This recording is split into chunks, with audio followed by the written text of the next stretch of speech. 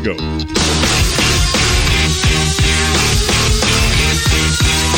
You fucking ready?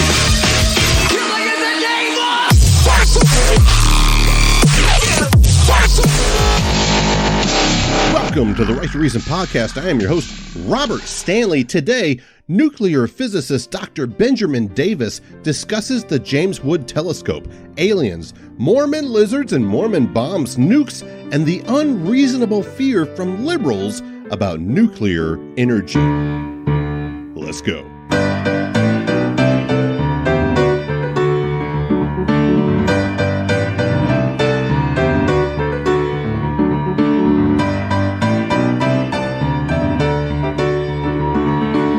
It's the Right to Reason podcast.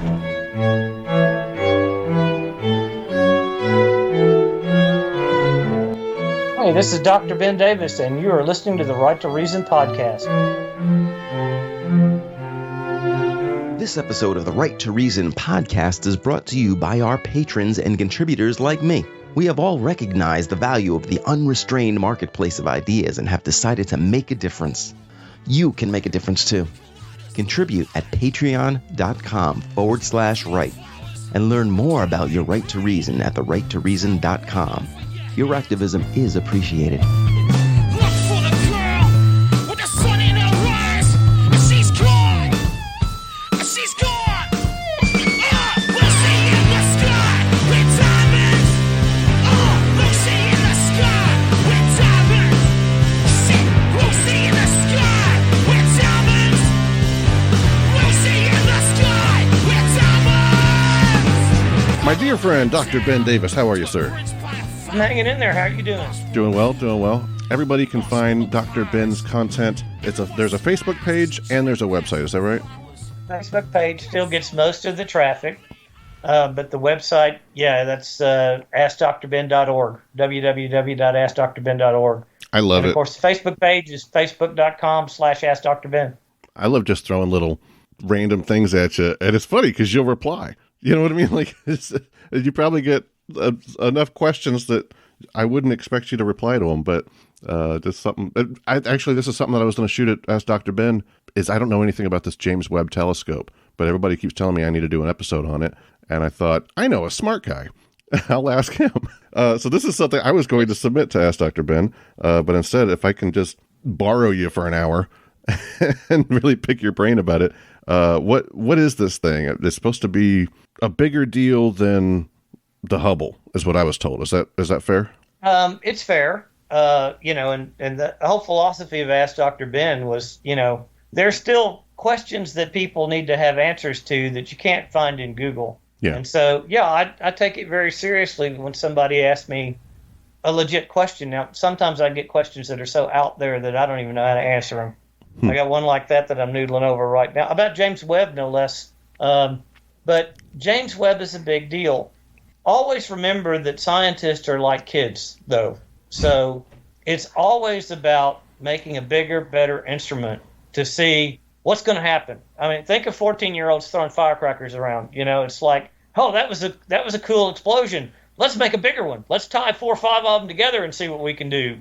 So that's kind of what scientists do too. And I get this from the nuclear field, right? Because it's like you build a particle accelerator. And it's like, what are you going to do with this thing? And sometimes the answer's, I don't know.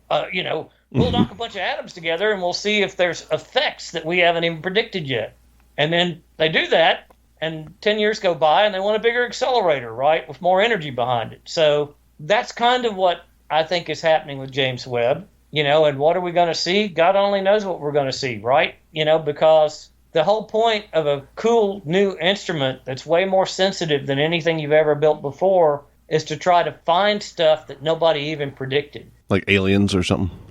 Aliens is a possibility, actually, with James Webb, because it has a spectrometer in it so that it can analyze the atmospheres of distant planets. And so it will be looking for, at least part of the time, it will be looking for signatures in the atmosphere, pollutants and things like that, to see if they could maybe find an industrialized, alien society somewhere. Everything would change if we found out there was life in the universe, I would think. religions would be challenged. Because, I always wonder about that. Like, if you're a Christian, you believe Jesus Christ died for man's sins, what happens when some alien shows up? Like, did Jesus die for his sins on another planet? Like, it's already wacky that, like, this one guy in this one area, died for everybody's sins. Even, those of us that are in the United States in 2021, he died for my sins too, some Jewish guy in Jerusalem, Ponder that a lot, it actually gives some credibility, like some of these guys on the Discovery Channel or whatever that, Bob Lazar was a big one for a while that supposedly worked in Area 51 on alien technology. But it's a credible scenario that aliens exist, the government knows aliens exist, and they don't tell the rest of us because we would go batshit crazy if we knew. Now, the problem with that theory, the only problem with that theory is if it had already happened, the government can't keep a secret that big for that long, But if I were the president of the United States and we suddenly started talking to some aliens, 100 light years away, I'd take a week or two to think about whether, all of society needed to know about that or not. Yeah, I don't think I'm the guy that would, want to see that happen. Yeah, we're too stupid to handle it as a group of people. We can't. Well, I mean, Galileo, Copernicus, we don't have a good track history with that. Every time we challenged the religious view of the universe, people went batshit crazy over it. Well, the Mormons have an answer. Rest assured that, what's that? The Mormons have an answer for aliens because I was speaking to a Mormon coworker about this, and I said, "What this very conversation just before the Christmas break, actually," and I said, "What are you going to do when aliens visit?" And he's like, "What do you mean? Mormons believe in aliens? That wouldn't be a big deal. Christ died for their sins too." What are you talking about? Somebody in a different, from a different solar system, a different galaxy or something like that's so wacky. He's like, well, no, our whole faith started on Kolob. That was a planet. So if anything, we're all aliens in a way. I'm like, okay, so they're ready. Mormons are ready. The rest of the world's better watch out because it's going to be a big one. There might be some other issues for the rest of us with the Mormons, though. I mean, the guy that read the gold plates in the hat, and the Garden of Eden be in Missouri or somewhere. It's a wacky one. I always say it's my favorite. Anytime I have a Mormon on the broadcast, I'll say, "Yeah, you have my favorite religion," and they'll go, "Oh, thank you." I'm like, "No, I didn't mean it that way. It's not my favorite for the reason you might hope." But it's not my favorite for reasons you might like. I still remember that South Park episode. You remember the South Park episode? Yeah. That must have been. I remember the job I was at, so that would put it right around 01 to 04, because I worked about 4 years at that job, and that was the time frame for it.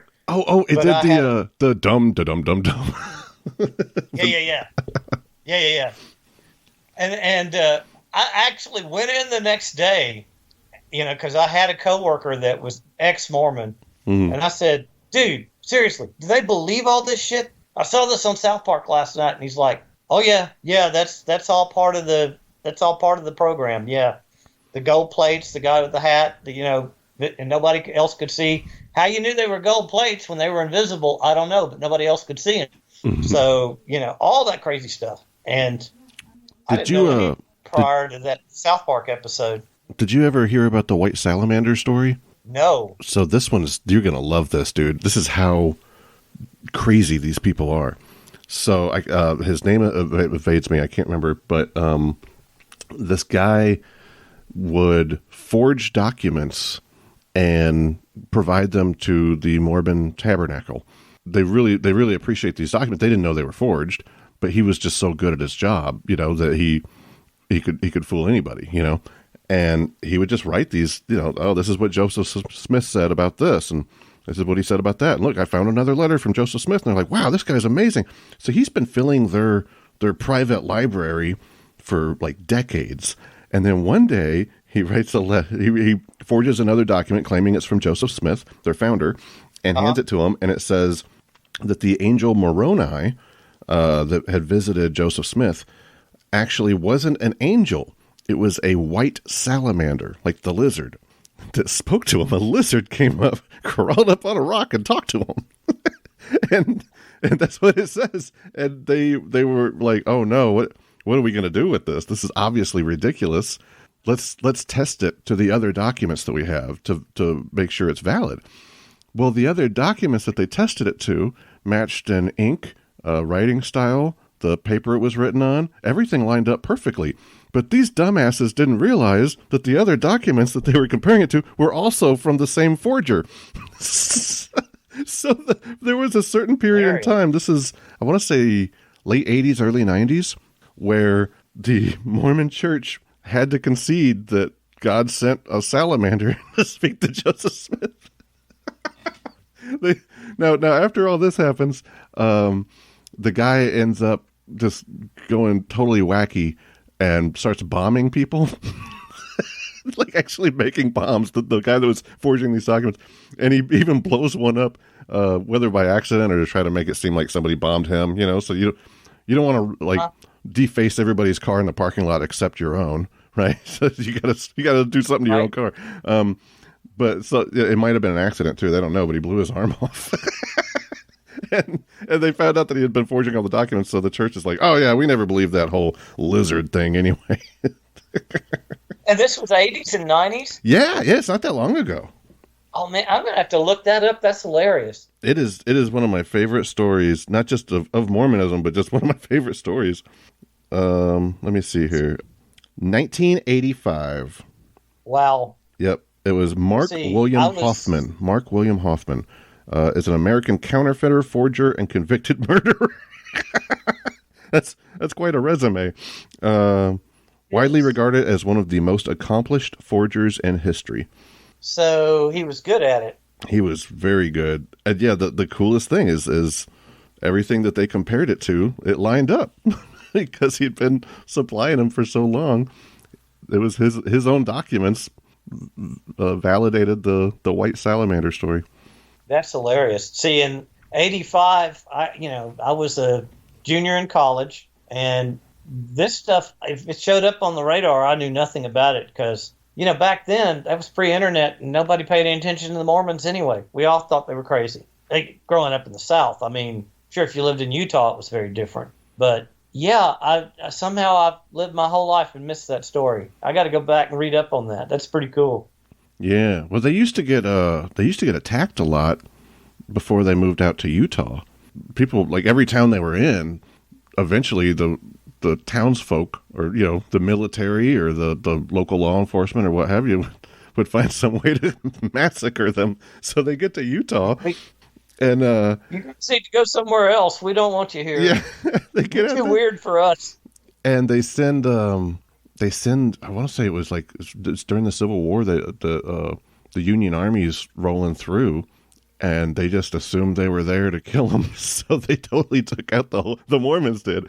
It was like it's known as something like the Green Hill Massacre or something. I can't remember, but the Mormons, that's part of their history is killing a bunch of soldiers, and they tried to cover it all up until were they in Utah at that point? Or yeah, were they still somewhere else. This was in Utah.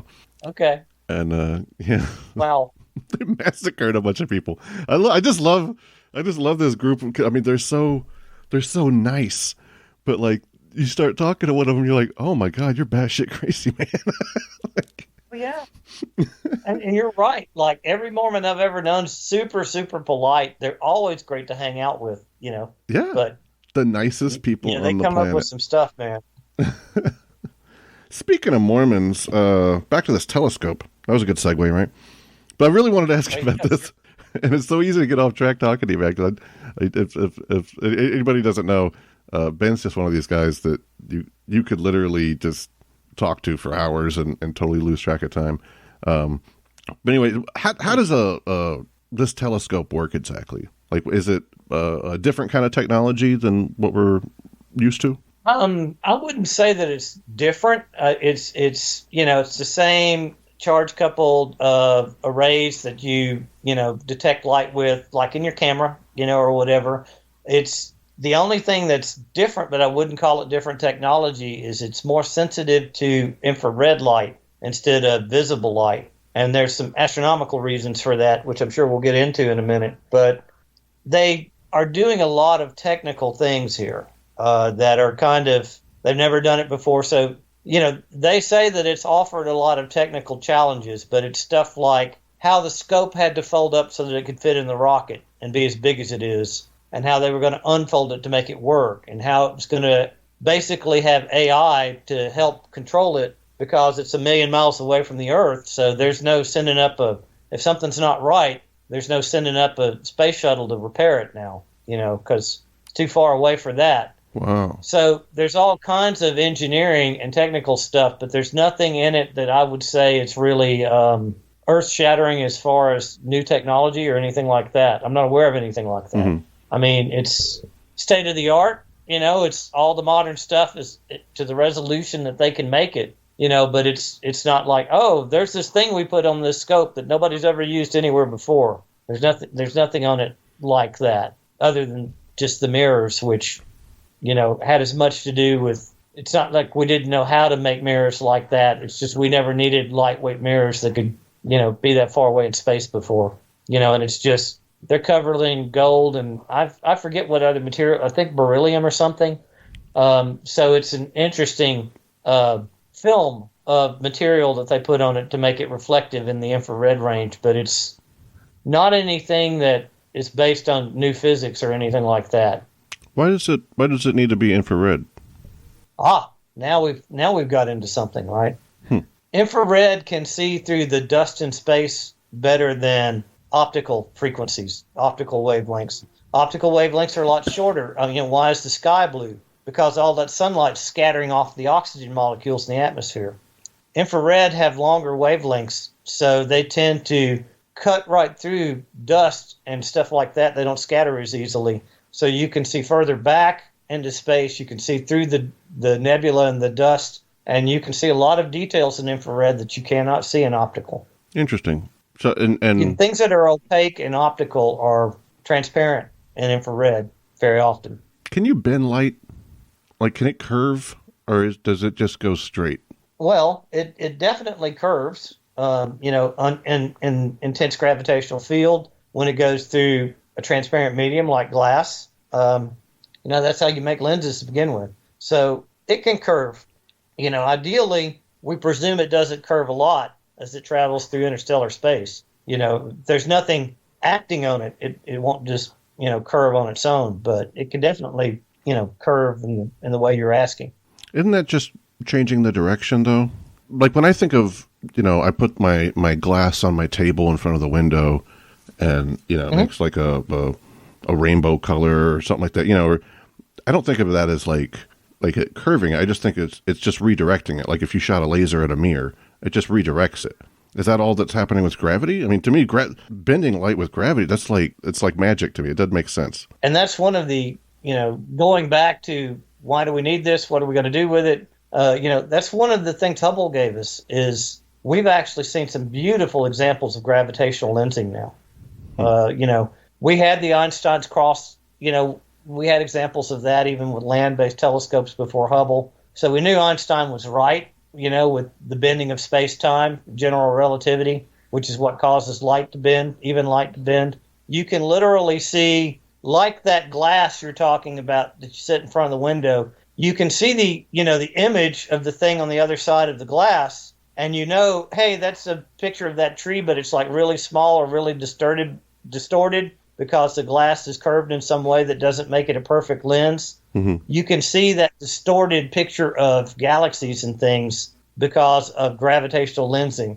And Hubble was the first thing that had resolution that was good enough to see stuff like that. So, that's kind of, when we go back to that earlier question about what's it going to do for us, hopefully we'll see effects like that we didn't even anticipate when we get this thing out there and deployed.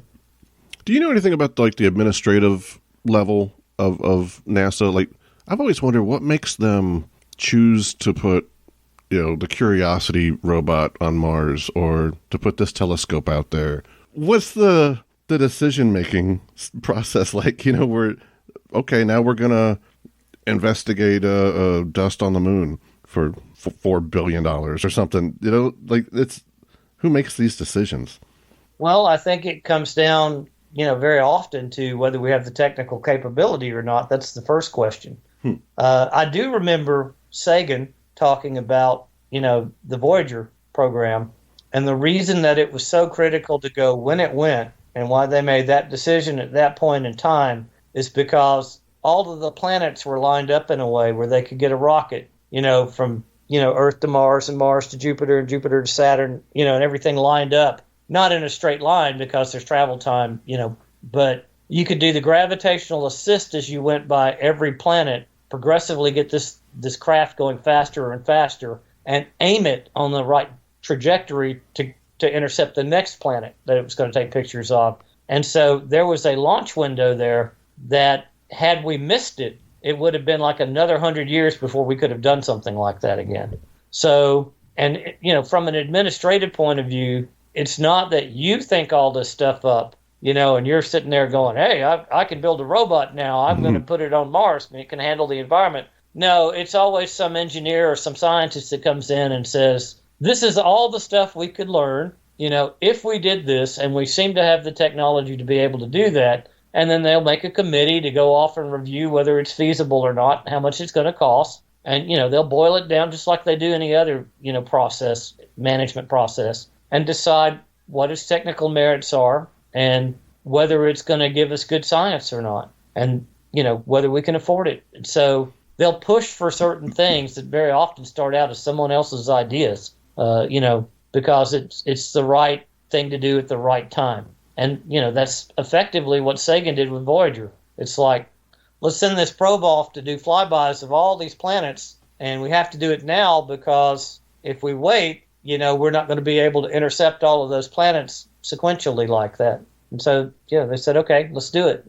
I read somewhere that they put nuclear batteries on the Curiosity rover. Did they put something like that on the telescope? No, they didn't. I just actually looked that up because I was curious myself. It's all solar powered, and it's got solar cells and batteries that keep it working, which pissed me off no end, because you think about, again, it's funny, we're going back to Voyager now, the Voyager space probes. That thing is still sending signals back to Earth, and it's still giving us good data like the magnetic field around the whole solar system.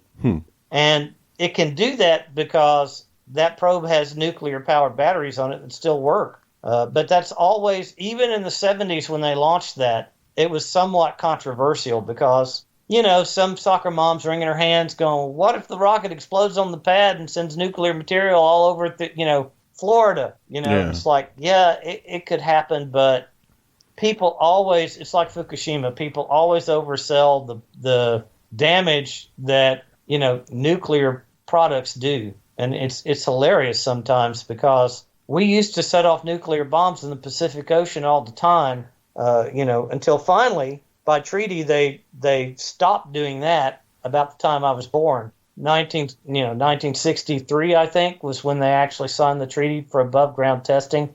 Really? But we used to put all kinds of shit in the atmosphere, and nobody directly died from it. So you don't want to deliberately make a mess, but people overstate the risk sometimes as well. Who was that? Hold on, I gotta look at my bookshelf. I think it was Tom Brokaw. He did a follow up. Remember that book he did, Greatest Generation? He did a follow up one where he had people write in with letters, and I was reading in it. This guy, it was a British guy, naval officer, and he was saying that they would have the soldiers sitting in a boat watching a nuclear explosion, and they would cover their eyes, and then just as a precaution, the guy said he put his arm up to cover over his eyes as well, and he said that he could see all the insides of his arm, like the bone and the veins and the muscles and everything. That it was so bright. Right. That's insane to me. I don't understand. That is insane. That kind of energy at all. And you mentioned Fukushima. I remember on another podcast episode, you said it wasn't even as bad as we were thinking because it was a different kind of element or something. Actually, I think I know where you're going with that. One of the people that really lost their mind over Fukushima because of the so-called radiation was talking about the cesium-137 levels in the ocean. What it was. Yeah. In the Pacific Ocean. And my point there was that Cesium-137 is generally a byproduct of nuclear testing, nuclear weapons testing, not commercial reactors. And it's got a 30-year half-life, give or take. And so there's less cesium in the Pacific Ocean now, thanks to that treaty we just discussed that ended the above-ground testing. There's less cesium-137 in the Pacific Ocean now than prior to Fukushima because, the levels continue to drop since we stopped, blowing up Bikini Island with, hydrogen bombs and whatnot. So there's actually less cesium-137 in the Pacific Ocean now than there was, prior to Fukushima. This is one of those things that it's like it got politicized somehow, and we as the liberals somehow ended up on, I think, you correct me if I'm wrong, the wrong side of this thing. But the right's all talking about, why don't we use nuclear power? And everybody on the left is saying we shouldn't. It would be better than coal, right? And oil? Well, everything's better than coal and oil. Okay. That's not even up for debate with anybody, I don't think. Okay. But the thing that I always point out about nuclear power is you personally, what's my personal responsibility, right? So you personally, if you ran your house, your entire household, everything you consume off of nuclear power, you generate about 3 M&Ms worth of waste in physical size. And so the joke I always make is, if I live 100 years, that's 300 M&Ms. Is it my responsibility to dispose of that waste? It's like, sure, shove it up my ass if you need to when you bury me, because I can handle that. What I can handle is 4.4 tons of coal ash per year, to generate the same amount of power. And people go on and on about the nuclear waste, but it's like one of the things that everybody seems to miss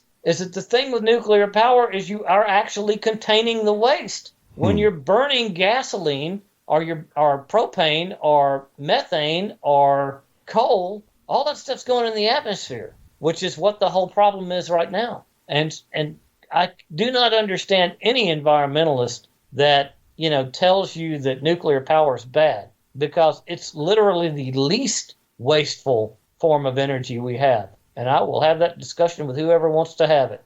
What about... people keep trying to tell me I'm wrong, but, every time I go back and look at the numbers, I've run the numbers every way I can, and that's just the way it is. What if you have a reactor meltdown, like they did in Russia, like where the whole thing blows up or something? Right. Chernobyl's the worst example of that. So, if you want to go worst case, we can talk about Chernobyl. What is the likelihood that would happen, though? Because that's one of the things I always hear from the liberals on, we don't have the technology to prevent a Chernobyl at this point. That is utter horseshit. I mean, I try to be careful going, okay, we have better technology now than then, because you can always make that argument, and that rings hollow with some people. But all of these reactor accidents were Generation 2 reactors. We're up to Generation 5 now. Generation 4, Generation 5. And they're what's called passively safe. I've seen a demonstration of a pebble bed reactor where the guy's at the console and he randomly turns all the knobs and he walks away from the console. And the thing will not melt down. There is nothing you can do to make it melt down. Wow. Because these reactor accidents are 50s technology. And the reason we're still running reactors in 50s technology is because nobody can build a new goddamn nuclear reactor because the environmentalists keep trying to shut it down every time it happens. But the flip side of this is, France runs 75% of their power as nuclear. And the French have never had any kind of nuclear incident, worthy of discussion. So what are they doing that nobody else is doing? Well, they're standardizing parts. Not every reactor is a custom job, one-off, because that was the only one that state could have built, because of all the pressure not to build another one. So I would even argue, and I'm happy to take this position with anybody, again, even Generation 2 nuclear reactors can be safe. Some of these accidents that occurred were pretty bizarre. Chernobyl was horrible because it was a reactor design that really should have never been used in a commercial reactor. It was sort of meant to be, it used graphite as its moderator, which, carbon, it's like, let's stick some coal in the middle of this reactor, in the middle of this heat source, and see what happens when oxygen hits it. That's a recipe for disaster. But most reactors are water moderated, so that's not even an issue with most reactors. The fact that they made that reactor like that in Chernobyl was they were trying to, in essence, make it a breeder reactor as well as a commercial reactor, so they could have a little bit more plutonium at the end, so they could maybe make one or two more nuclear bombs to point at us. So there was even a military aspect to that particular commercial reactor, because, the Russians like to do things like that.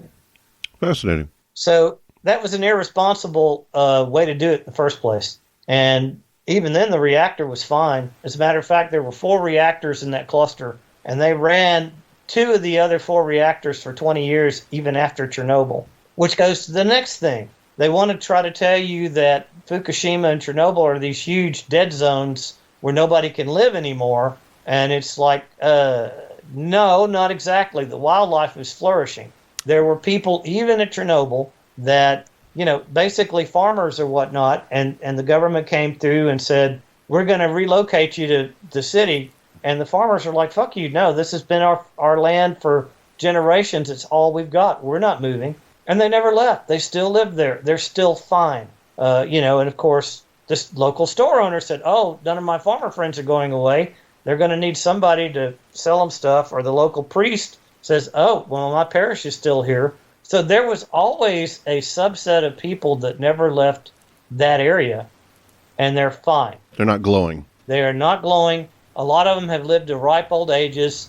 The World Health Organization, I think, total number of deaths caused by the Chernobyl accident is still 48, if I remember right. And a lot of those numbers they have to come by asking, okay, for population, what is the normal cancer rate? And so you would expect for, say, 1,000 people, you would expect, say, I don't know, 10 of them to get cancer. Right. And so, okay, 10 of them didn't get cancer when they turned 80, 12 of them got cancer. So we'll count 2 extra deaths due to the excess radiation from Chernobyl. So that's how I come up with those figures. So even those figures are very often statistical, aside from the 24 or so they lost just fighting the fire when it happened. And there's like 0 deaths in Fukushima over any of this. Even from a statistical point of view, I think they might have had 2 deaths now of safety workers that died earlier than they should have, trying to contain Fukushima. So this stuff has been overblown. Nuclear power is one of those things that everybody's pre-wired to be afraid of because it's weird and it's different. But part of what's weird and different about it is the energy density. Every reaction in a nuclear reactor gives off 1 million electron volts compared to a chemical reaction like when you're burning, methane or, natural gas, right? And that gives off energy that's on the order of 1 electron volt. So this is why the waste differences are so dramatic. This is why it's only 3 M&Ms versus 4.4 tons of coal ash. I tell people all the time, you got $1 in your pocket, you can't even buy a cup of coffee. You got $1 million in your pocket, you can buy anything you want. So nuclear reactors are powerful. They generate a lot of power, and they have to be respected. Don't get me wrong. Because if that power goes unchecked or something really bad happens, then yeah, you can get something really dramatic. But it's also why it's good for the environment, because it has much less of a footprint on the environment than anything else you can do. And it's what we're talking about here is scientific progress. We're talking about being able to control the forces that we understand in a way that we can harness it and get the things we need out of it. And no matter what you choose to do, the less damage you do outside of that plant should be part of your calculating in that. People, and you get this other crowd that always says, well, just hold out for fusion. Fusion's going to be better. Well, nobody's got fusion to actually work in a way that's commercially viable. And I can't wait. I mean, this sounds wrong to say it this way, but I don't know how else to say it. I can't wait to see what the reaction is when the magnetic confinement fails on a fusion reactor and you let 100 million degrees worth of Kelvin energy loose into the air because the magnetic confinement failed. You think nuclear power's, got the potential for disaster. What do you think's going to happen when that happens? What? When you let 100 million degree plasma loose, What would happen? it's going to blow through everything that it touches. So it's not going to be safer. You still have to learn how to handle the power, and you have to learn how to handle it in a responsible way. Nuclear energy's got 70 years of that. Even if it's not in the United States, there are other people that have done it, harnessed it safely. Ben, how do you compare the dangers and rewards with science? Like, it seems like every time we start to get some new technology, or the nuclear bomb, for example, there's always this huge cost that it almost seems like science is evil first and then benevolent later. Well, and there's a history book that I love. It's called The Lessons of History by Will and Ariel Durant. It was written 1964, if I remember right. But it kind of talks about this. There's society's always got this tensile strength of new ideas versus old ideas. And tradition has its value. Safety has its value. You're going to do something new. You want to play with this highly explosive, highly volatile thing. You could get killed doing that, so you better be careful. So we need mama in the background going, be careful. That adds value, but you also, it should be intuitively obvious to everybody, that's paying any attention at all. We live in air-conditioned houses. We're lit, way up in the middle of the night, have lights. We're warm. We're fed.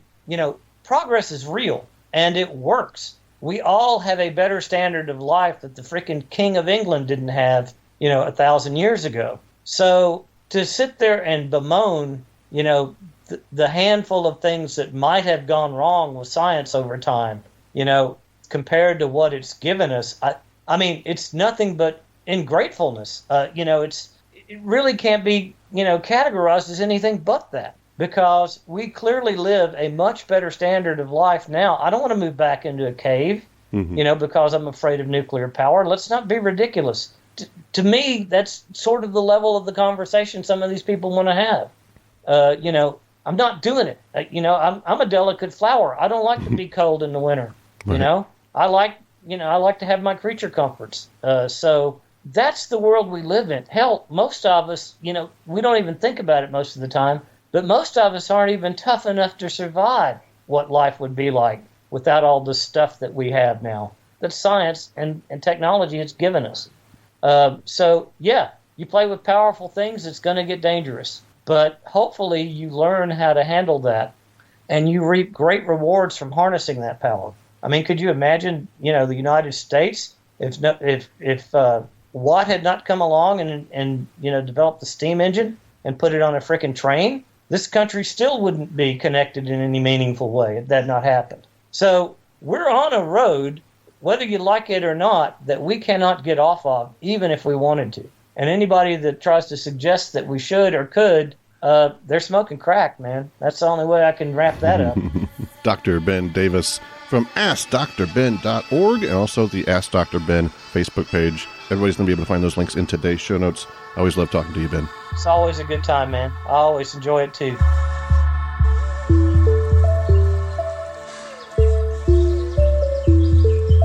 Thank you to Ben. Thank you to Dave Blair at DaveBlairMusic.com. Thank you to FeedSpot.com for promoting the Right to Reason to the top 10 atheist podcasts. Thank you to our patrons, Rob Schreck, Larry Wilson, Michael Moore, Catherine Klass, Freethinker215, Phil Calderon, Brittany Catherman, Alan Marks, Philip Spawn, Bernard Lamberell, Anima Mann, and our top supporter, Rob Montgomery, and our new patrons, Seek Atheist and Holger Traeger. You can support this broadcast at patreon.com/right and learn more at therighttoreason.com. Next week, we'll talk to a presuppositionalist and break down his philosophy and brutally but compassionately deconstruct him psychologically. Between now and then, fight for your right to reason.